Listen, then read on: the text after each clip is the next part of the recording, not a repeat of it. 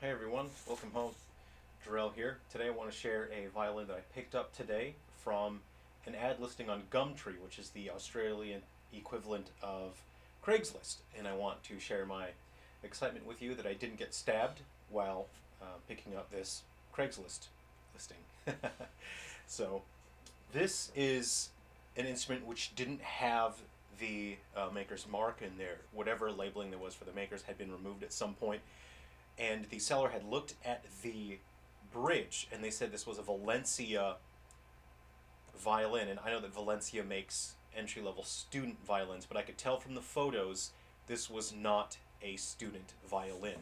The case looked like a pretty old style. It looks similar to a number of German cases that I'd seen before, and based on some things that I'd found in here, I believe this came out of Germany at some point. Um, at least before the unification, there were unused strings in there that were the packaging was in German and said it was made in West Germany.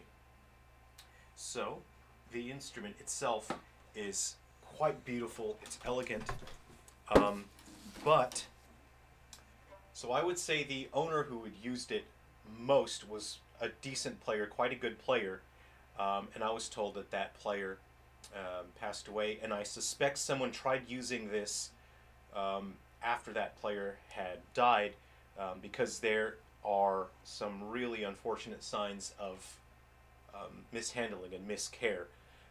The first and most notable of which is this instrument is oily. This is the most oily instrument that I've ever touched. My hands, it's like sticking my hand into a bag of French fries and just squeezing as hard as I can. This thing's covered in oil. It's greasy. It's actually running. It's dripping and running with oil. So I think someone was cleaning this with furniture polish, which is an absolute uh, no-no on that. Never ever clean any instrument with furniture polish. Um, when I played this, I could hear that the instrument was being choked. You're saturating the cells of the wood, which take years and years and decades to really develop and open up. When you use furniture polish, you're choking that, and you're really gunking it up. So I'm going to have to be very careful in cleaning off all the oil. It's very greasy. This is the most oily. It's the most oily instrument I've ever seen. So it's really unfortunate that it ended up that way, and it's going to take a fair bit of effort to really carefully clean that all off. But there we go. Now you can see how oily that is. Now the second, but more importantly, worst violation of any instrument I have seen is that the bridge, upon closer inspection, has been glued on. So this is a poor quality bridge. It says Valencia. It's quite, they're not good, performance level components. So the bridge is quite poor. It's been super glued on. This is very unfortunate because I'm going to have to very carefully remove that now. And I'm thinking of calling a luthier, a friend of mine, and asking what he would advise, because I'm very wary. I have no experience in removing a bridge that's been glued on because I've never seen this on any instrument. It really breaks my heart to see that this has happened.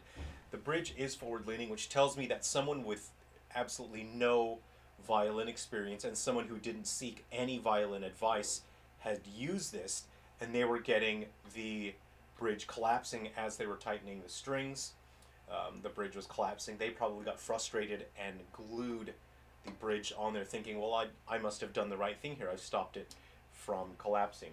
So that is, it's going to be a nightmare, but also some glue has actually built up there as well, as you can see there. So that's really, really unfortunate that there's some miscare here. So, but I really adore this instrument. It's such a beautiful, fantastic instrument. So I will be doing my best to take care of this. So I'm going to clean it up, and oh boy, the bridge really breaks my heart. The bridge situation is heartbreaking. I'm waiting for an Aubert bridge to be delivered, and I really want to get this thing just as playable and comfortable to use as I can. I expect this will be my daily driver for many, many years to come. I'll be taking this to gigs and performances. I'll be using it in my recordings for work. I'll play a little bit so you can hear it, but unfortunately I can tell just by listening to it that this is not what the instrument is supposed to sound like. It's being choked and dampened because of all of this that I just explained. Unfortunately, one of the strings had broken as well during the transaction. When I went to pick it up, they were tightening the final string and it broke. But these, they're Perostro strings. I'm not exactly sure which variation, but there's packaging in the case to suggest that the owner who was experienced in playing this used Perostros. Again, I can't tell exactly what style because these strings look quite old. I don't recognize the wrapping there down at the bottom. So here's just a quick sound sample here.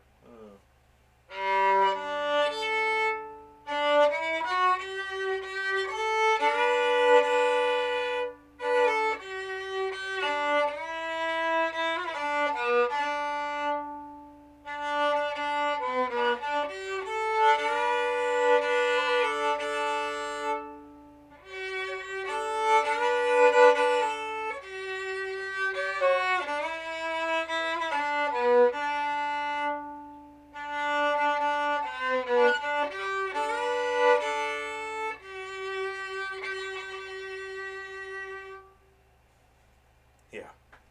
So the setup is not ideal. It came with a couple bows as well, which are all broken. I'm going to sort out which one I think looks to be the best one, and I'm going to repair it. So these are the bows that it came with, which unfortunately they're broken. There are no hairs on them, but I've got a neat set of hair sitting around, and it's just kind of like a fun aesthetic. Sort of a gimmick. It's been dyed black, so it looks quite stark and it's interesting. So I'd like to use it something. I'm thinking of using this one right here anyway.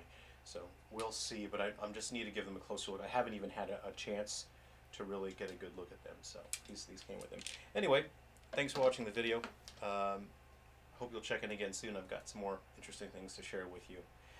Take care.